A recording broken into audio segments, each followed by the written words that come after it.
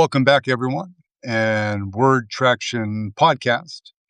This is the voter Hanky-Panky edition, a beginning of the week reminder that the fascists are hard at work uh, making every effort to disrupt the elections. And you might say, hey, it's early. Elections are in November, which is true. Do the math. It's coming up faster than you might think, and one of the tools that we've talked about before on this platform, one of the tools that they may use and may be successful, that their Postmaster General, Mr. Steiner, is trying just about everything he can to use the U.S. Postal Service as a weapon of war against progressive interests, Democratic Party voters across the country. So that's going to be an ongoing story. There was a court case. There is pending litigation. There are, ACLU and otherwise are all fighting valiantly against the Mr. Steiner and the efforts of the fascists. But it's going to be ongoing. What got my attention this past weekend was a clear fraudulent endeavor that I witnessed once in a text, and then in a conversation with a friend. I just asked if he had experienced anything or heard of anything of the same, and he lives in another state, and he did. So this is a neat little trick where the bots, those that are trying to contact you through text or otherwise, are suggesting that because you didn't complete or complete correctly or complete successfully your census, then you are thereby ineligible to vote, and you need to cure that before before proceeding to the ballot box.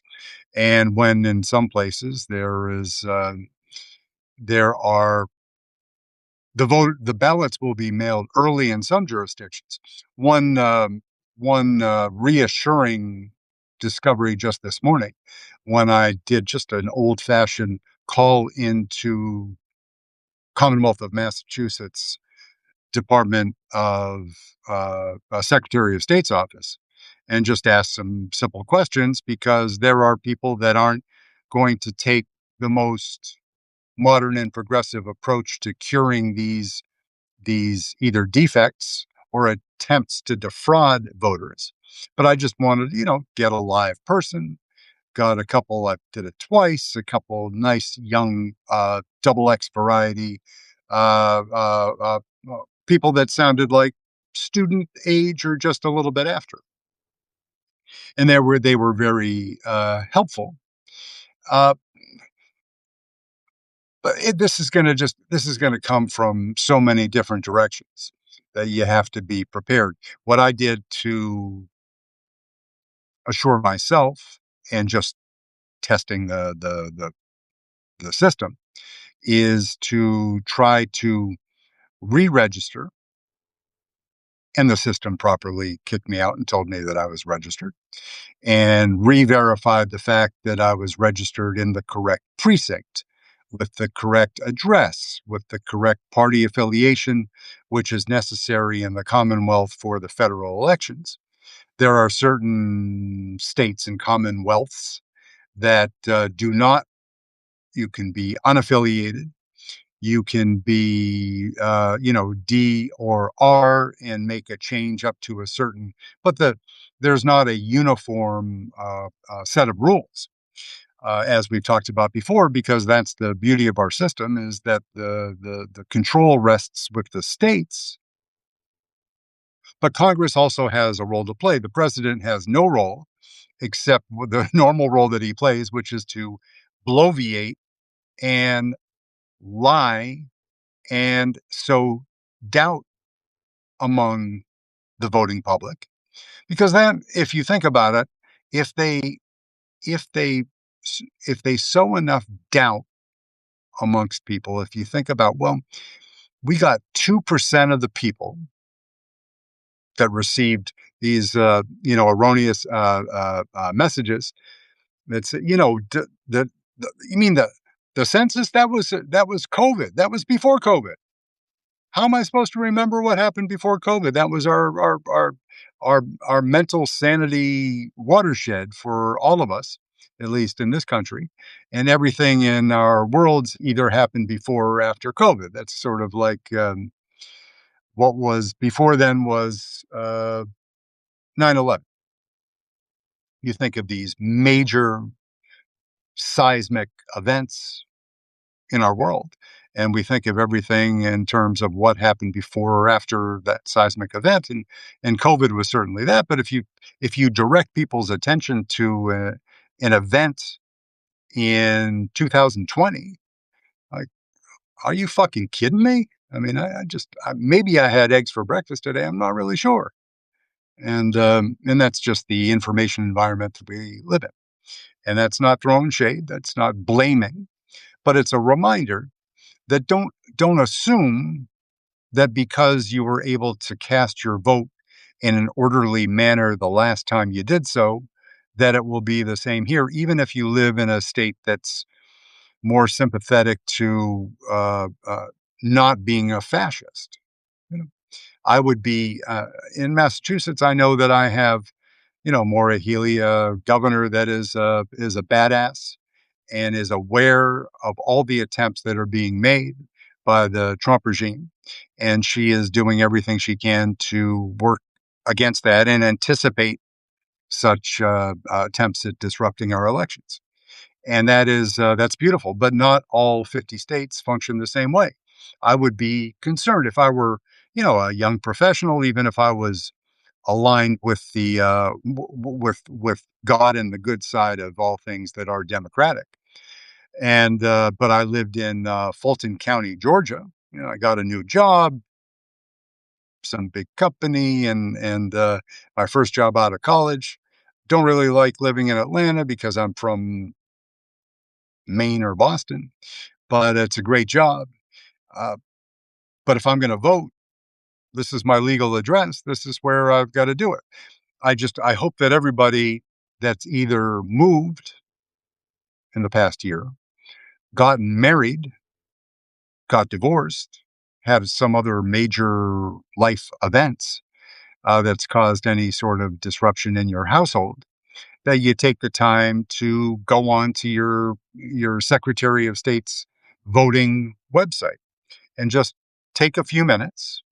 This is take 10% of your lunch hour and look up, make sure that you're registered correctly. They have your correct address, maiden name considerations, and party affiliations and all those things.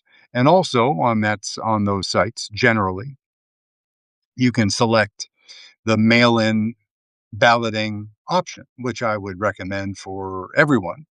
That they're say, well, they've been talking a lot about mail-in balloting, so does that open me to a greater chance that there will be disruptions by the Trump regime if I vote by mail? You know, you could, if it turned out that way a few days before the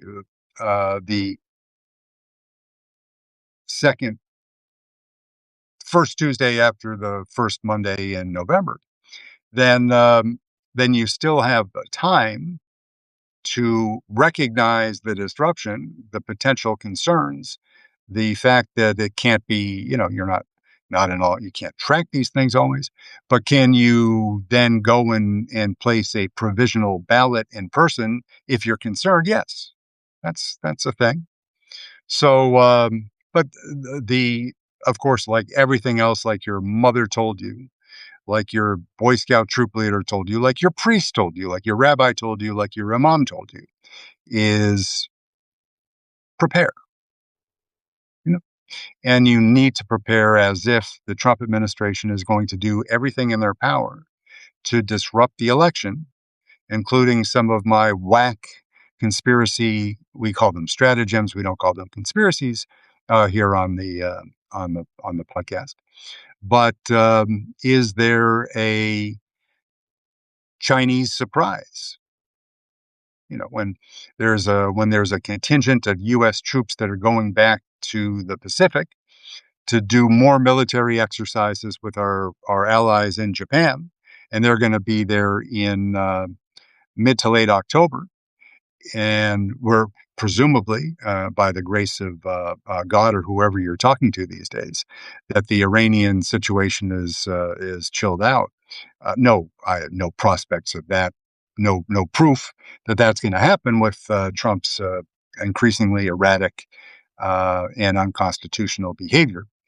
But even if that has chilled fully, we'll be paying the price in the oil markets for years, if not a decade. Could Trump declare that because of heightened hostilities in the Pacific, with China saber rattling over Taiwan, could he try to declare that now there's no legal predicate to do this? Would he try to cancel or postpone elections, claiming a disaster or an emergency? Everything to him is an emergency. And that is how he tries to justify the treating the Supreme Court as his own private boutique litigation firm, which he's been pretty successful in, and he's played that game quite well this term, and we have more surprises coming next term as well. But he got more than he could have possibly hoped for already by juking the justices, his paid for conservative majority. So yeah, and there will be challenges in and out of courts. People like Mark Elias and other people that make this their job to litigate such issues. There's some very good clips with what's his name with Norm Eisen, who is operating as an advocate for that Olympian that got arrested for pulling a piece of plastic out of the reflecting pool. They're charging this guy with real crimes. Mr. Eisen, Attorney Eisen's organization, something like Democracy First, Democracy Now. But in any case, a perfectly well qualified is underselling his skills and punching back, and that is what we need to do right up until the end. Yeah, I checked in and followed up on estimated return times for new passport applications. The If you're renewing one, it can be a little bit shorter, but we're still looking at in a national average, it's 2 months. A month to process, and they're estimating 2 weeks out. 2 weeks in and 2 weeks out as far as regular mail. But also we layer back in the USPS and the Postmaster General being an instrument of Trump's fascistic approach to electioneering. Then could they suspend processing of passport? It's a small slice. If in a perfect world, and this has raises issues of government overreach, but work with me on this as a thought exercise. Just run this around in your head, and if you have any comments, I'd love to hear them, because can't do this for 2026, but think about it for 2028. Excuse me.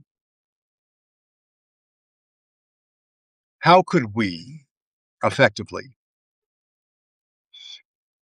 fight against the chance of this happening again, this sort of and the fascistic election interference. This is Putin as refined through Orban in Hungary, and then spilled all over our breakfast table here at home.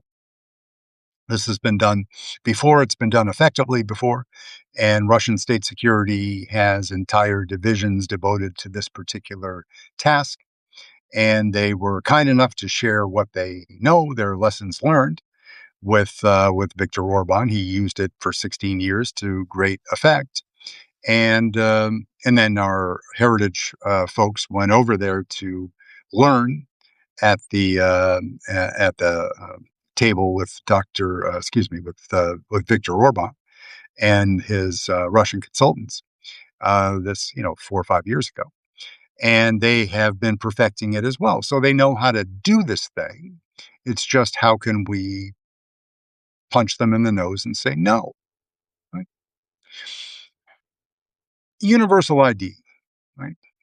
This is it will go in the ads that you've seen about people screaming like heretics with hair on fire about Mayor Mamdani. I saw a new one, some candidate for some local mayor race, talking about the evils of what Mr. Mamdani, and this is socialism, and that's never going to work in America. And actually, that's a line that was oft repeated by the now deceased, if not dearly departed, Lindsey Graham. Is like, this is socialism, communism. It's the same thing. It'll never work. That's taking away our rights and our freedoms. No, well, I'll tell you what. New York City government is working just fine. It's Washington, D.C. that's all fucked up, and that's because of Donald Trump. That is authoritarianism. That is corruption. It's nothing, it bears no resemblance to a democracy. So I am, of course, inclined to give, like they say, give peace a chance. I will give any form of government, any program well thought out, explained, and executed, like it is in New York City. We have lessons we can learn. Do we have to put on? We're not going to put on red shirts and hats because that's a color that will be banned in America within a matter of years. But can we learn lessons? Certainly, one thing that we need to do, whether you call it single payer or universal healthcare, is something we have to do as a country. I'm not saying that people will like it, not that people won't scream about it, but anybody that's standing up and saying this is communism, we're Americans, we can't do that. I give you intel in Donald J. Trump. Right? Take a hard look and argue with me reasonably, not like a fucking silly person, but tell me that what Trump is doing with Intel and with other computer companies, that he's taking an equity position in. Yeah, uh, there plenty of evidence. It's happening right now. It's happening. It's in fact, so much of this is happening in plain sight, which is part of the beauty of the program that they are in right now with the corruption and the what would have been thought of, what is properly categorized as communism, state control of industry. Then they're doing it right out in the open. And when you criticize it, they scream fake news, and enough of their humble servants and red pilled cult members are still riding with the president, which is just absolutely mystifying to myself and to many other people, that when you've seen the disgrace, the murder of the gentleman in Houston, and Renee Good and Alex Preddy, and the dozen other ones that I'm not naming here today, and the ones that we haven't learned about that are dying in ICE detention facilities, and it's being smoothed or covered up by compliant local health department officials. It's and forget about the injuries, forget about the untreated wounds, forget about the malnutrition and withholding medicine and the biggest injustice, and this is not election related directly, but the article over the weekend in the New Yorker, where actual medical people that know what they're doing, unlike RFK, are up to, they're calculating that at this point, the Trump administration's decision, with the help of Chainsaw Man, um, Elon Musk, to eviscerate USAID. We're at 750,000 dead people that wouldn't have died but for withholding medicines and food assistance and other. I'm not justifying the level of aid to people anywhere in the world, whether it be Africa or otherwise. I'm not justifying that.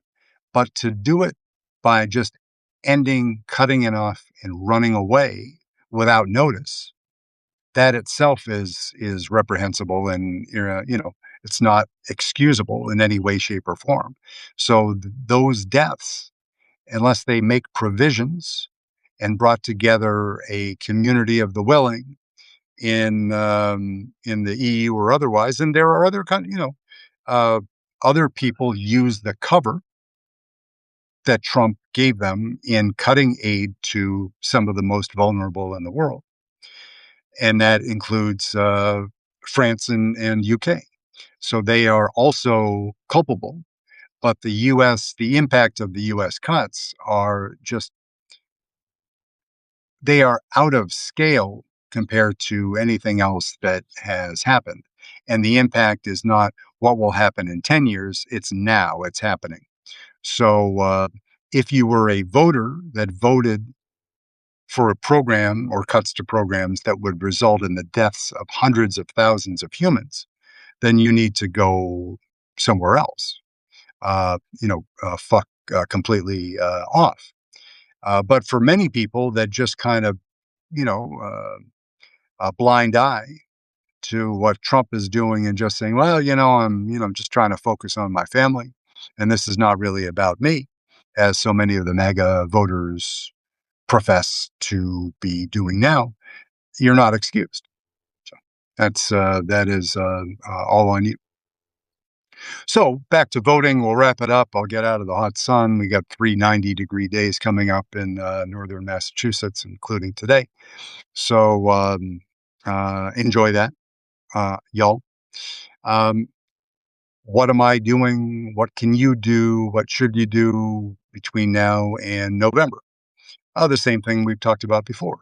Voter ID. Do you have the quote unquote real ID? If you do not have that, you need it. Get it, do it, fine.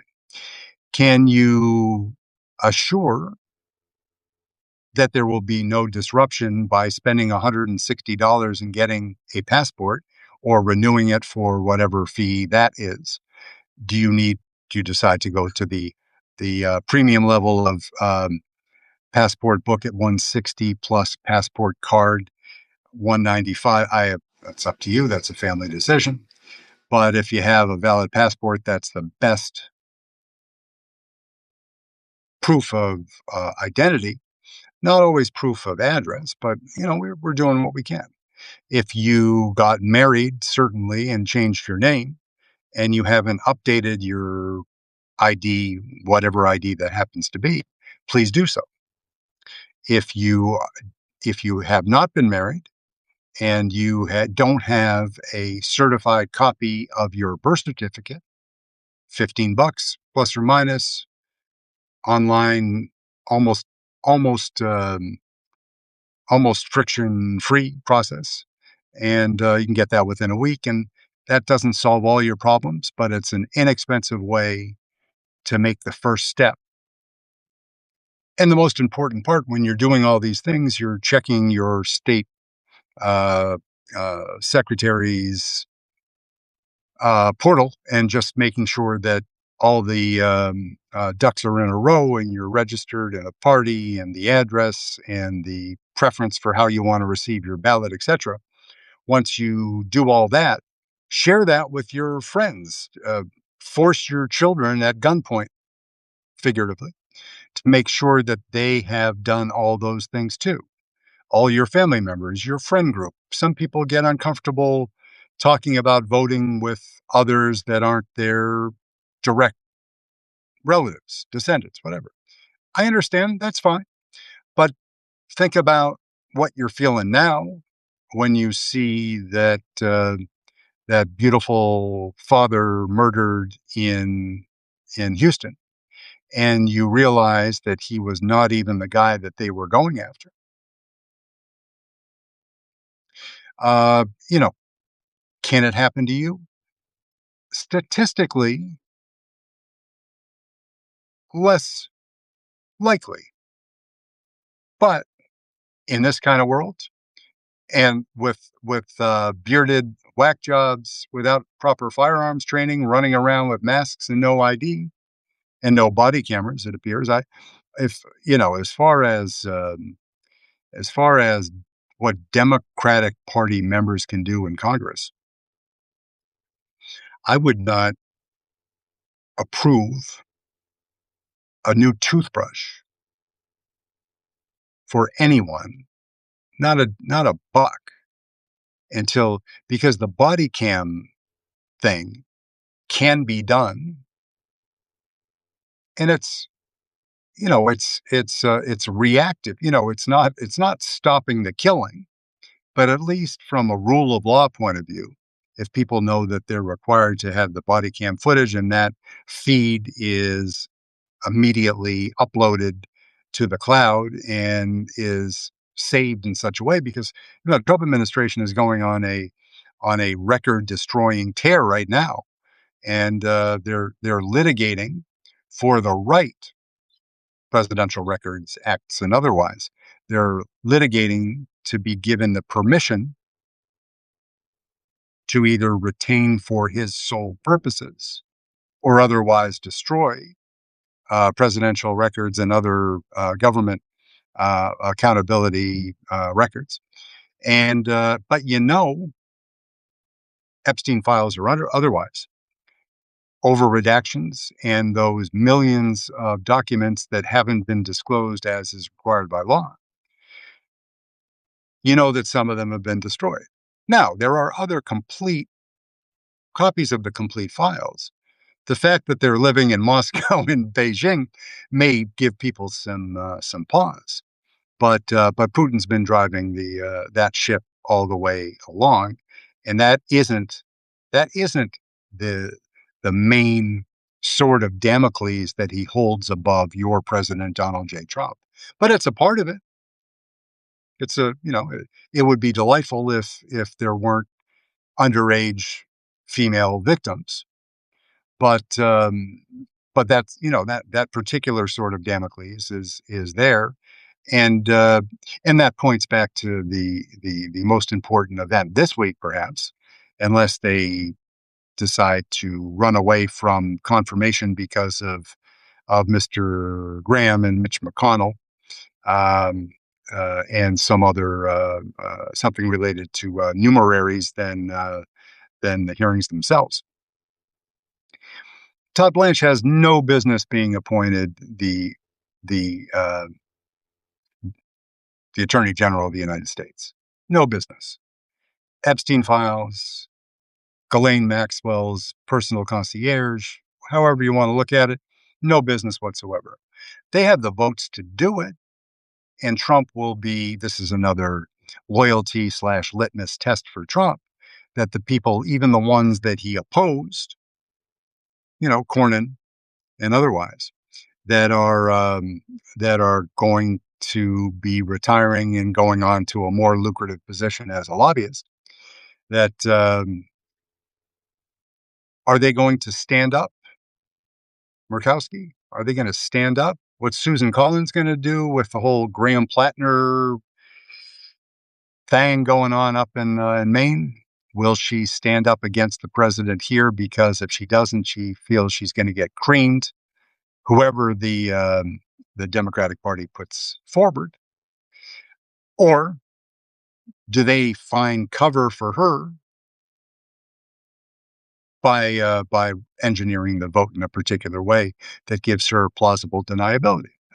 All the games that the Congress plays, that the Supreme Court plays, particularly John Roberts, Clarence Thomas, and Sammy Sam Alito. It's a wonderful world. It's full of intrigue. It's full of delight. Just wish it didn't suck so bad to be an American right now. Uh, World Cup, some delightful sport, gorgeous, magnificent defense, as I mentioned over the weekend. If you look at just the defensive execution by Mexico, who didn't make it to the Final Four, and by Spain, who did, if you're a sports fan, if you're an X's and O's guy or gal, and you appreciate that technical aspect of the game, as I said, I'm not a soccer diehard. That's, it's number 4 on my list, probably, of all sports, or 5, because lacrosse is their Olympic sport, and a pro sport. But it doesn't mean that I don't enjoy good, honest competition. Got to take the honest part out, because we've got the World Cup. We got Gianni Infantino and Donald Trump just fucking that all up for the rest of us. But we knew that going in. We knew it was FIFA. They're as corrupt as the Trump organization, if not worse. So, yeah. So on the interwebs, your state or Commonwealth, the usually under the secretary, has information about voting. Are you properly registered to receive the vote in the way that you want to receive it? Is there any new information in your state, your jurisdiction, about ID requirements?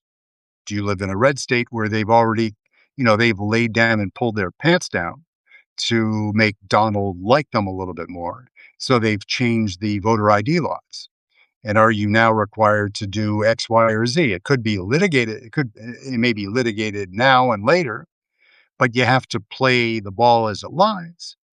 And that's what we're stuck with now. So there will be other changes between now and November. We'll talk about them and try to keep people well informed, and do your part. Take care of your own house, take care of your own kids, and then if you can do it, and you can sign up as a polling station monitor. Just stand there to keep the bad boys away from our voters, the bearded, stankin' Trump voter concierges that he's going to be placing, if not in, but near the voting the precincts. If you got the stomach for it, and you can sign up and do that, that's great.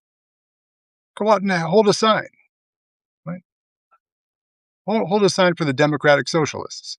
Do that in the middle of Dallas.